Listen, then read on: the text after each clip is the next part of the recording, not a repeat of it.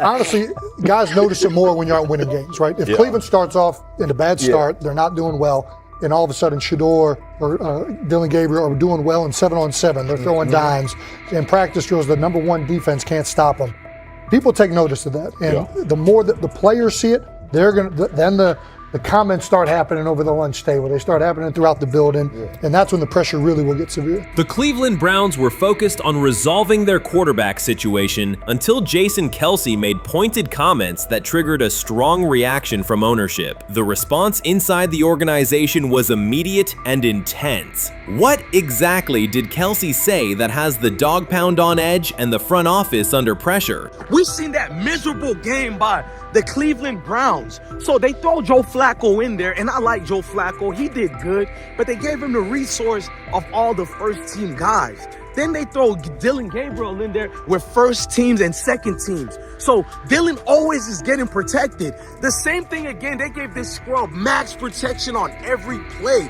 Yeah, he completed some passes, but let's talk about his mistakes. He's still inconsistent with his throws, but he at least had max protection. The Cleveland Browns continue to be defined by inconsistency and avoidable setbacks. Even as fans hoped the organization had turned a corner, Jason Kelce, fresh off retirement, offered a direct critique that reignited doubts about the team's direction. His remarks implied the franchise's structure and decision-making remain unstable and recent progress may not hold. The takeaway for leadership is straightforward. Identify core issues, align on a coherent plan, and execute with discipline. For supporters, it's another sign that the problems run deeper than a single season. They throw Shedeur Sanders in there with the lowest cab drivers you couldn't even get on 5th Street. And I'm pissed off, bro, because the play calling was abysmal. Look, even if you don't like Shedeur didn't even get a chance to be trash.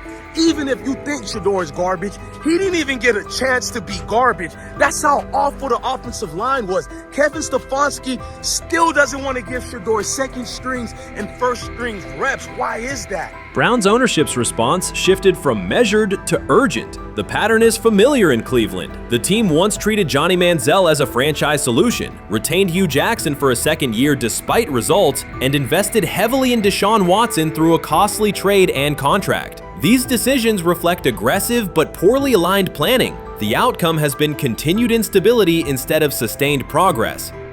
That this was the guy that they wanted to start. He's seasoned, he's experienced, he still has a big-time arm, even at his age, and they open with the Cincinnati Bengals. They wanted that experienced guy. He was always going to be the guy. They were not going to start Dillon Gabriel or Shedeur Sanders in week 1. Kenny Pickett had a hamstring injury. It makes it easy to go with Joe Flacco. And the question isn't and wasn't going to be who's the starter in Cleveland. The question is, who's going to be the backup in Cleveland? Who's going to be the number 2 quarterback when they open the season against these Bengals? Fans still show up season after season, expecting improvement and bracing for setbacks. The usual pattern has been early optimism followed by a gradual collapse. But last season was different. For a sustained stretch, the Browns looked organized and competitive, resembling a functioning team. Couple days, 3 days until roster cutdowns, how do you feel about that? Do you feel like you belong here on this team? Obviously, I think overall as a player, I feel like I put in the work. I feel like everything I do, I try to do it to my best, and that's all I ask for. So I feel like everybody feels like, they should be on the team, and if you ask anybody on the team, would they feel like they belong, in their own eyes. So I feel like I do, but I'm my own player, I think about myself in a high regard. The front office entered the offseason confident. Kevin Stefanski was being praised, and the Dog Pound believed the team had made real progress. Then Jason Kelce delivered a pointed assessment that cut through the optimism. Fresh into retirement, the former Eagles All-Pro and Super Bowl champion said Cleveland still looks like a team patching over issues rather than building a durable contender. Kelce's view was direct. The Browns' structure is fragile, and the roster is too dependent on perfect health at quarterback. He argued the team is one injury away from losing continuity and sliding backward. Because Kelce has operated inside a stable, championship-level organization, his comments carried weight with players, media, and fans. The reaction was immediate. People took his critique seriously, not as outside noise, but as an informed evaluation of how a successful team should be built. Ownership also felt the impact. Jimmy Haslam's response shifted to urgency, a sign that leadership recognizes the stakes.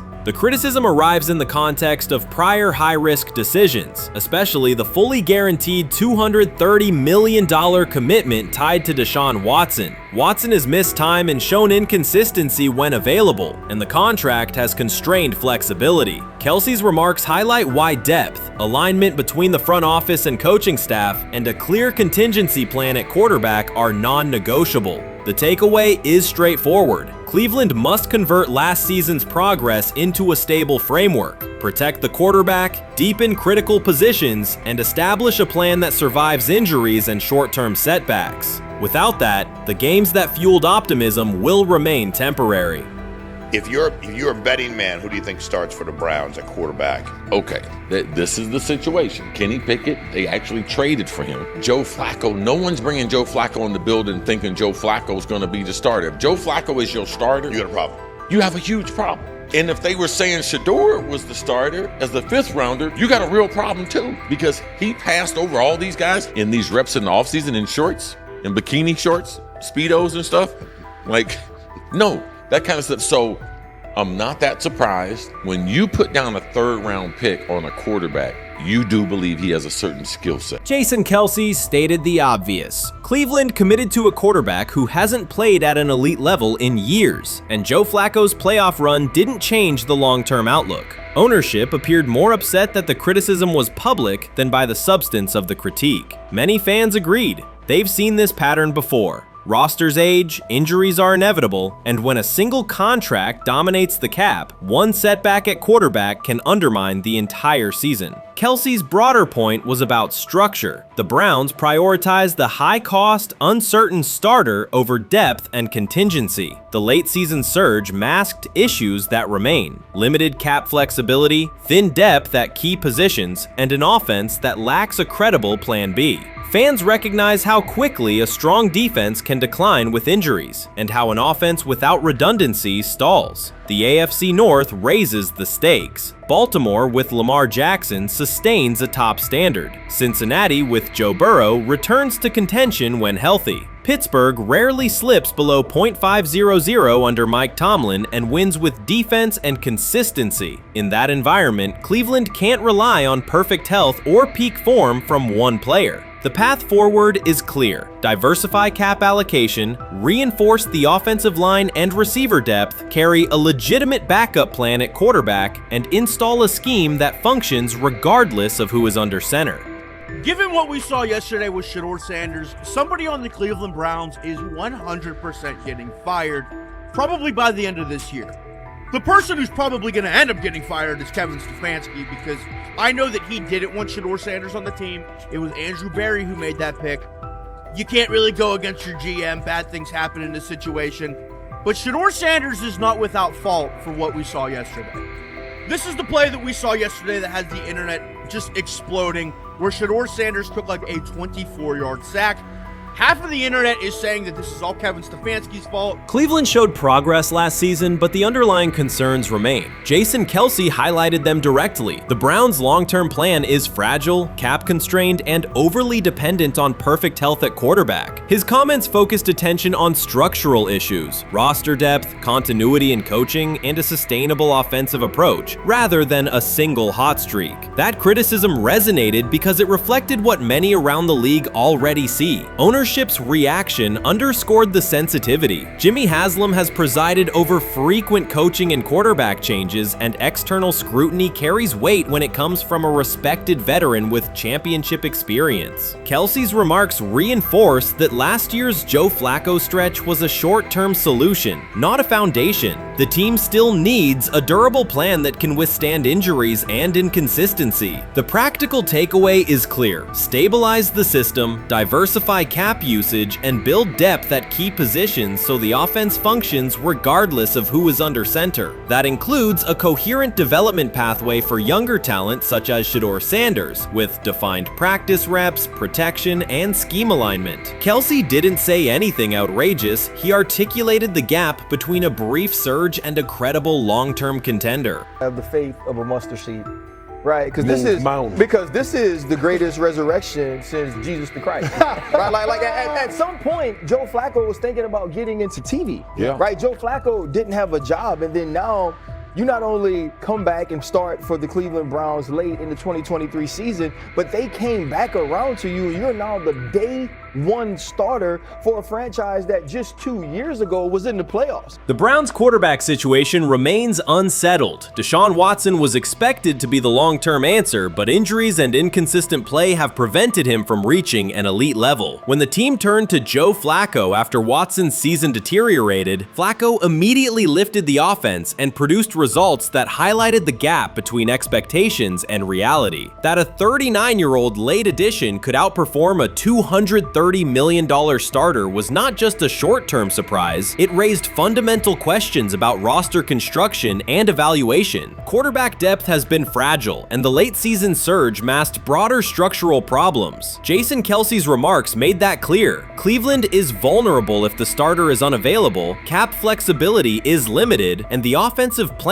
lacks a stable contingency. His critique drew attention to leadership and planning as much as on-field performance. Jimmy Haslam's strong reaction reflects the pressure on ownership. The organization has promoted a message of stability and progress, but Kelce's assessment suggested those gains are not yet durable. The path forward requires a realistic approach to the cap, a credible backup plan at quarterback, and a system that holds up regardless of personnel. Shedeur Sanders did not treat day 4 of Browns training camp as anything other than work. He completed 8 of 11 passes with 3 touchdowns, operating with control and accuracy throughout the red zone periods. The throws were varied, a well-placed ball to rookie Luke Floria that led him across the goal line in stride, a firm throw to Cade McDonald over middle after a quick read, and a tight window completion to Deontay Johnson at the back of the end zone with 2 defenders closing. The sequence showed timing, poise, and placement under pressure. While national attention centered on Joe Flacco's underneath completions and Kenny Pickett's option and rollout periods, Sanders produced scoring plays on schedule. The performance was not the product of broken coverages or end-of-period reps. It came within structured work with defenders in position and the offense executing standard progressions. The accuracy rate, 8 completions on 11 attempts, reflected consistent mechanics and decisions. The operation was steady from huddle to snap to finish. Despite that session, the distribution of first-team snaps did not change. Camp logs indicated that Pickett and Dillon Gabriel continued rotating with the starters, while Sanders remained primarily with the second unit. With the first preseason game approaching, that choice drew more attention from observers who expected productive days to be followed by expanded opportunities. The question surfaced again: what additional evidence is required to evaluate Sanders with the top group?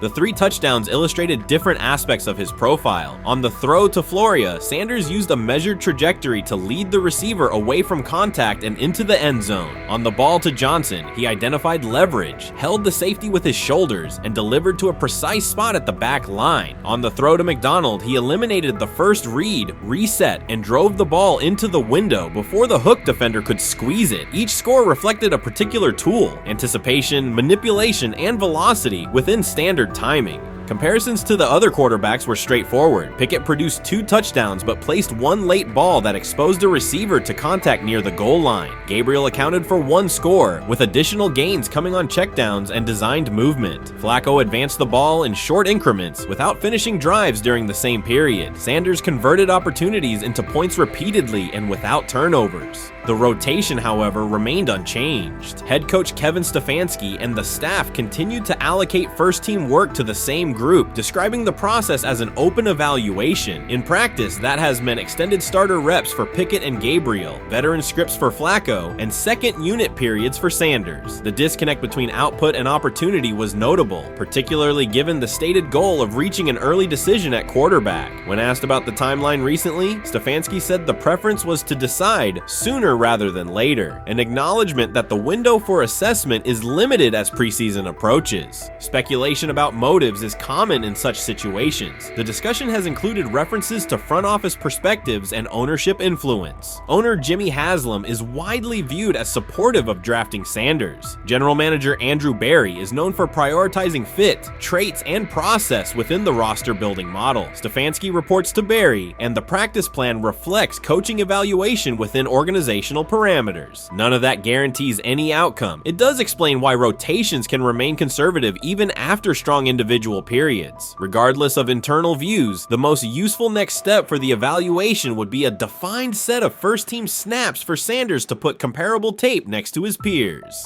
There was also outside attention on several practice segments from earlier in camp that showed Sanders throwing during lulls to non-receiver personnel, ball attendants, staffers, and assistants, while other quarterbacks were in script with full units. Those clips circulated widely and were interpreted by some as dismissive. Sanders addressed questions about it by narrowing the focus to preparation, explaining that his responsibility is to be ready for the work assigned and that he has adjusted at every level of competition, from HBCU ball to the Power 5 and now the NFL. The response matched his general approach: acknowledge the situation, maintain routine, and continue to execute when the next period begins. The broader draft day and narrative context remains part of the conversation. Sanders' college resume included efficient production and high completion rates across 2 programs, culminating in national recognition such as the Johnny Unitas Golden Arm Award. His selection in the 5th round was driven by varying evaluations of projection, scheme fit, and development timelines. The result is the current environment. He must present his case within limited windows, then wait for access to the next rung of competition. That does not make the process unfair, it makes it exacting. The best answer, for him and for the staff, is additional, comparable reps and clear tape.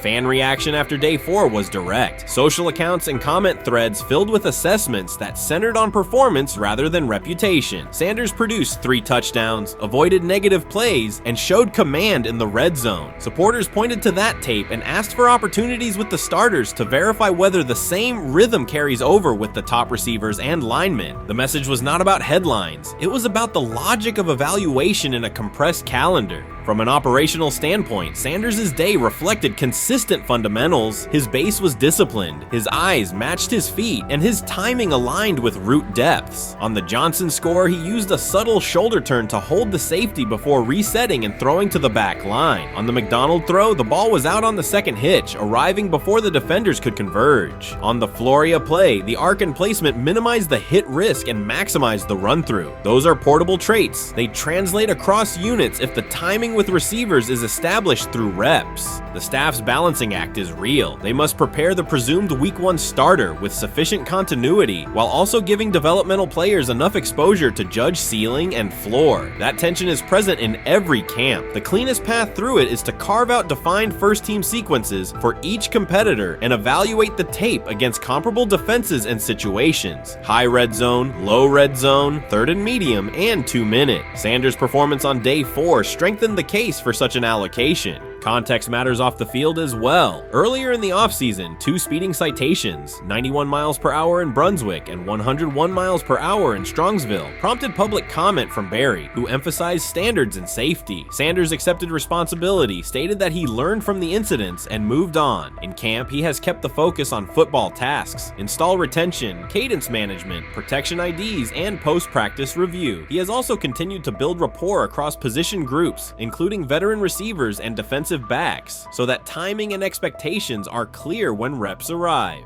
None of this diminishes the experience of the veterans in the room. Flacco has decades of film, Pickett has multiple seasons of NFL starts, and Gabriel brings mobility and a defined collegiate profile. It does, however, underscore the purpose of camp, to align decisions with current performance. Sanders produced the most efficient scoring period of the day. The next logical step is to see that operation with the starting unit, document the results, and compare them to the other candidates under the same conditions. The preseason opener will compress timelines lines further. Install packages expand, and coaches begin to narrow personnel groupings. If the objective is to identify the quarterback who can operate the offense most cleanly on Sundays, then structured exposure now will give the staff better information later. A small but deliberate set of first-team snaps for Sanders, scripted early downs, a third down sequence, and a red zone series would provide data without disrupting broader preparation. Until that occurs, Sanders can only continue to control process and execution. Day 4 showed what that looks like when opportunities align. Efficient reads, disciplined mechanics, and finishes in the end zone. He did not seek attention for the sequence. He put it on tape. If the evaluation remains consistent with the stated competition, comparable snaps should follow. If they do, the staff will have a clear, side-by-side measure. If they do not, the question from observers will remain the same. What more needs to be seen to justify the look?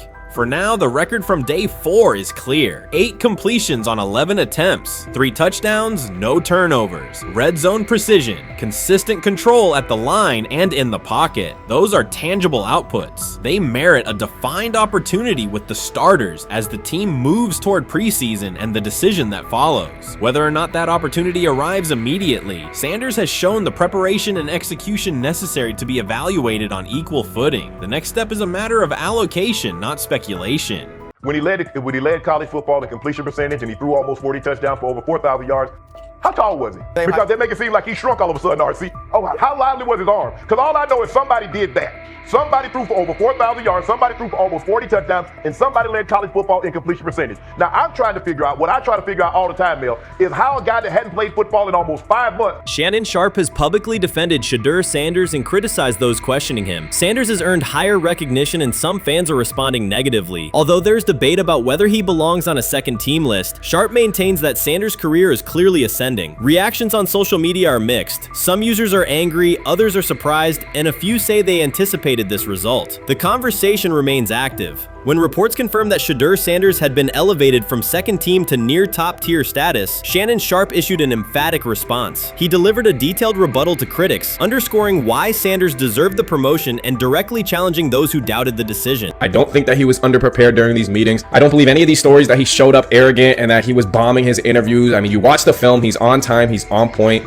You watch his interviews, he answers like a 10-year NFL veteran. Like, he's clearly dominating OTAs. It's every single day there's a new report of how well he's doing for the Browns in OTAs. And I mean, you can say what you want, it's just OTAs. Okay, if that's your new narrative, then he's doing exactly what he needs to be doing. He's on point, he's on time, he's getting the respect of his teammates, and he's making plays. So we're gonna see years down the line, something's gonna come out that I don't know what exactly it was, but something will come out. Critics have been waiting for an opportunity to dismiss Sanders. They labeled him overrated, accused him of benefiting from nepotism, and claimed his profile came only from his last name and polished image. Within their own echo chamber, they cited every game in which he fell short of huge passing numbers as validation of their doubts. Since Sanders has begun receiving formal recognition, criticism has escalated. A wave of self-appointed analysts is dissecting his throwing mechanics and team role, and many online commentators now argue that his promotion reflects deeper problems within the sport. Shannon Sharpe rejected each criticism directed at Shedeur Sanders. During the broadcast, he turned a routine segment into a detailed examination, acting as presenter, interrogator, and fact-checker. Sharpe walked viewers through game film, season statistics, and scouting reports to show why Sanders merited his recent promotion.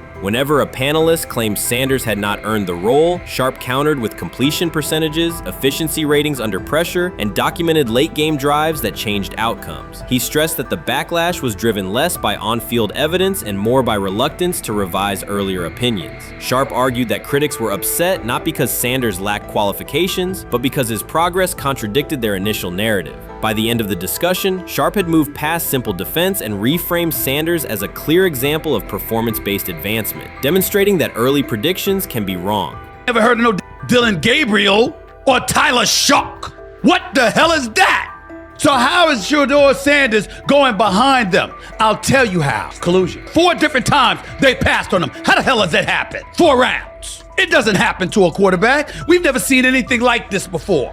Shedeur Sanders with the watch. Shedeur Sanders with his bravado. Shedeur Sanders with this supposed arrogance or whatever. Shedeur Sanders' advancement did not happen by chance. While detractors questioned his resume online, he continued to prepare, attend every practice, and deliver accurate throws under pressure. The contrast between his output and the complaints directed at him has been stark. Some critics even argued the selection committee was, quote, biased toward performance, as if rewarding strong play were improper. Rumors quickly followed. Certain commentators speculated that a public relations push from the Sanders family must have influenced voters, suggesting everything from coordinated media strategies to alleged favors for coaches. None of these theories addresses the basic point. Sanders earned his promotion through consistent production, poise in the pocket, precise ball placement, and efficient decision-making. Shannon Sharpe highlighted these facts during his response. He noted that Sanders' performance metrics justify the recognition and emphasized that resistance to the move stems more from prior prejudice than from substantive evaluation. For Sharpe, the goal was clear: present the data, challenge unfounded claims, and correct the narrative. The discussion, therefore, became a broader statement about acknowledging merit and abandoning outdated assumption. Colin Cowherd defend college basketball coaches who have gotten a DUI, come to their defense and say they didn't need to be fired, that they deserve a second chance. But Shedeur Sanders drives 40 miles over the speed limit, gets a one-on-one ticket, and Colin Cowherd comes on his show today and says he's out on Shedeur Sanders. He's seen enough. He can't support him anymore. He can't be in the Shedeur Sanders camp because of the speeding ticket. Shannon Sharpe addressed commentators who portray constant doubt as expertise. Those who discount strong performances with "we'll see," but declare bust after a single mistake. He noted their belief that progress only counts if an athlete visibly struggles. Sharpe's response was methodical rather than emotional. He presented evidence, cited statistics, and calmly refuted each claim. Following his remarks, several critics began revising or deleting earlier posts, recasting themselves as longtime supporters of Shedeur Sanders despite having questioned him for months. Sharpe insists on accountability, naming specific individuals and dates while requesting public acknowledgement of prior errors. He argues that analysts cannot spend months undermining a player's potential and then quietly adopt a supportive stance once the athlete succeeds. These are serious, big-time, top-of-the-line playmakers that they have. If you can go 45 to 42 in the fourth quarter because your quarterback set the school record with 510 yards passing. He was flawless. Shedeur is big time. I didn't know for sure, will it translate to the next level of competition? Yes, it might translate to the next level of competition as he can play. Critics who once claimed Shedeur Sanders was unprepared now hesitate to acknowledge their mistake. They resist retracting earlier comments and struggle to accept that an athlete can succeed without their approval. Sanders continues to share practice clips and game highlights without engaging the debate, while Shannon Sharpe documents every dismissive remark, ready to revisit them on national television. The disapproval did not slow Sanders. It underscored his progress and exposed the gap between perception and performance. As a result, the conversation has shifted. Analysts who doubted him now describe him as undervalued and publish detailed evaluations of his mechanics and game management, suggesting long-standing familiarity with his career. In a matter of weeks, critics have recast themselves as advocates, demonstrating how quickly opinion can change when consistent results leave little room for doubt. Shannon Sharpe signaled that his commentary is not over. He considers Sanders' advancement a positive outcome for every athlete who has been overlooked or criticized for having confidence. Sharpe stressed that analysts do not have the authority to determine who deserves recognition based on personal preference. The reaction to Sanders' promotion, he argued, revealed how quickly opinions can shift once results are undeniable. Sharpe pointed out that many vocal critics became quiet when confronted with objective performance data. This exchange, Sharpe insisted, reached beyond defending a single quarterback. It challenged the practice of dismissing achievements that do not fit familiar narratives. He reminded viewers that success does not require external approval and that consistent talent will surface despite online commentary intended to minimize it. While critics reconsider their positions, Sharpe remains steady, assigning credit to the athlete and allowing the scoreboard to confirm the argument. In his view, the statistics speak clearly enough. Sharpe also emphasized that the intensity of the backlash must be placed in context. College football is a volatile environment where unexpected outcomes are common. Therefore, declaring failure based on incomplete evidence only weakens the credibility of sports analysis. The discussion underscored the need for measured evaluation rather than reactive judgment. Dak Jackson and him and everybody else that we talked to have said that Shedeur looks good. He looks really good. Yes. He looks better. And we got Zach that say Dylan Gabriel ain't even an NFL quarterback. It's true. So how is it that this man can't get a rep with the ones, but that non-NFL quarterback can? We all what agree with sense that. does that make? Some observers now claim that recognizing Shedeur Sanders' strong performance undermines football's traditional standards, even though they previously argued he received coverage only because of his father. Faced with Sanders' current statistics, those critics are searching for explanations that fit their earlier narrative. The data have always been clear. Their earlier objections ignored that fact. Shannon Sharpe is openly highlighting this reversal, comparing past negative remarks with Sanders' recent 400-yard games to demonstrate the gap between criticism and evidence. Sharpe did not force these commentators to backtrack. He simply displayed their earlier claims alongside Sanders' results, allowing the contrast to speak for itself. What do you think is happening in Browns camp? What do you think is going to happen there? Before I let you go, Lewis. You know, I think it really does. It really does all depend on how Kevin is able to, as it relates to Shedeur, work him in enough. Well, one, Shedeur has to earn the right for Kevin and the staff to have discussions about, hey, we got to get him more reps with the ones and twos. We got to get him more reps with the ones and twos when we're going team period, not just walk through or not just 7-on-7 team. Louis Riddick reacted sharply on air after viewing practice footage from the Cleveland Browns. The clip showed quarterback Shedeur Sanders executing a string of precise throws while the Browns head coach watched with a broad smile. Riddick questioned whether the session was focused on evaluation or celebration, arguing that visible enthusiasm from the staff could cloud objective assessment of a rookie's progress. Earlier in the segment, Riddick's tone had been measured once the Sanders highlights appeared. He criticized the perception that a routine practice was being treated like a marquee event. He stressed that coaching reactions should remain subdued until performance translates into game situations. Riddick concluded by calling for accountability and asking the Browns to clarify how they plan to manage expectations for Shedeur Sanders as training camp continues. Couldn't imagine me myself saying, hey, you know what? As someone who has been at the very bottom to try and ascend to like some level of success, I could never imagine going, you know what would be really cool? I'm gonna play a joke on someone like this and make pretend that I'm a GM and I'm drafting you when actually I'm not, and then I'm gonna hang up and just giggle about it. I mean, what the hell are we doing? Seriously, what are we doing when we think that that kind of crap is funny? I don't know. Trying to get likes on TikTok. I don't have the right words for it. Right, Lewis, I'm gonna say this. I don't have the right words for it. Few situations unsettle a former front office executive faster than watching coaches celebrate a rookie quarterback before pads come on in August. In Louis Riddick's view, the Browns staff did more than acknowledge promise. They acted as though they had already secured their franchise leader. Throughout the session, Shedeur Sanders delivered 40-yard throws off his back foot, ran crisp 2-minute drills, and displayed steadiness rare for a first-year player. According to reports, each successful rep drew audible admiration from the sideline, highlighting how quickly enthusiasm has escalated. When Riddick reviewed the same practice tape and heard the glowing comments, he challenged the reaction on live television. He argued that a few controlled drills should not override the methodical scouting and development work that normally guides roster decisions. Riddick's criticism focused less on Sanders' talent than on the evaluation process. He warned that comparing a prospect to established stars or joking about renaming the stadium creates pressure before the player has taken an NFL hit, faced a disguised coverage, or logged a preseason snap. Praising potential is acceptable, he said, but anointing a savior in July risks repeating the organization's history of premature quarterback expectations. Sanders brings confidence shaped by his father's legacy and his own disciplined preparation, yet Riddick insists that progress must be confirmed over time. He urged the Browns to temper public excitement, follow a structured development plan, and reserve celebratory reactions for on-field results that matter. Regular season production under live pressure, not highlight clips from a midsummer workout.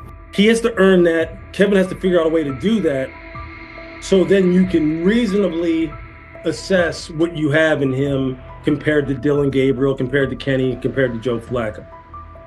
If you don't, then the conversation around surrounding him is going to continue to be what it's been, which is But for some people, he was overhyped all along. He's not that great of an athlete, doesn't have a big enough arm. There's a reason why he was a 5th-round pick, blah, blah, blah, which I don't believe. I believe if he is given enough reps, earns enough reps, and then is given enough reps in meaningful situations, he can throw the ball just as good as Joe, if not better, just as good as Kenny, if not better, just as good as Dylan Gabriel. After more than 2 decades in personnel and broadcast analysis, Louis Riddick was dismayed to see a franchise bypass basic evaluation standards after only a series of eye-catching minicamp throws. Reviewing practice footage from Cleveland, he observed Shedeur Sanders drilling 40-yard passes against uncovered receivers and running 2-minute sequences with poise. In Riddick's view, those reps, conducted without pads, contact, or a disguised rush, show arm talent but reveal little about how a rookie handles game pressure. Riddick said the Browns' reaction drifted from objective assessment to outright admiration. Multiple reports indicated coaches were sketching new concepts for Sanders during dinner and referring to dedicated Shedeur packages well before a padded practice. Even the veterans in the quarterback room showed no visible alarm, a sign that staff excitement had already reset the internal depth chart conversation. The analyst emphasized that his concern is not Sanders' skill set. He acknowledged the quarterback's arm strength, footwork, and composure, but rather how quickly the club appears willing to declare him its long-term answer. Riddick cited several past prospects who received similar midsummer acclaim only to stall once real competition began. Given Cleveland's long history of quarterback turnover, he argued the organization should focus on incremental milestones, processing post-snap reads, surviving live pass rushes, and rebounding from mistakes on Sunday afternoons. Riddick urged the Browns to temper expectations and follow a structured development plan so Shedeur Sanders can progress without undue pressure. One coach reportedly admitted he replayed Tuesday's scrimmage film so often that he lost sleep, an anecdote Riddick offered as proof that enthusiasm is already outpacing reality. All asking now is what is going on with Shedeur Sanders, and so the floor is yours. Maybe you can make sense of this free fall with what was at one point the top-rated quarterback in this draft class. Yeah, see, I think at this point in time, this really isn't a football discussion any longer. This is a personal discussion. This is about it's a fit discussion. It's whether or not teams are just comfortable with everything that comes along with Shedeur in terms of who he is as a person, all the people that are surrounding him in terms of his inner circle, and whether or not teams deem that to be something that they're comfortable with. Right or wrong, that's the only conclusion you can really come to at this point. Louis Riddick voiced an escalating concern during the segment. Having witnessed numerous quarterback setbacks in his career, he worries another may be forming, not because Shedeur Sanders lacks talent, but because the praise around him is growing without restraint. Sanders has simply attended practice, delivered accurate passes, led the huddle, and shown the composure expected of an NFL player. Riddick fears the Browns' reaction, treating routine drills as proof of long-term success, risks setting premature expectations. He cautioned that the organization seems ready to celebrate a franchise savior before Sanders has taken a competitive snap, noting that such early adulation has derailed promising prospects in the past and could impede Sanders' measured development.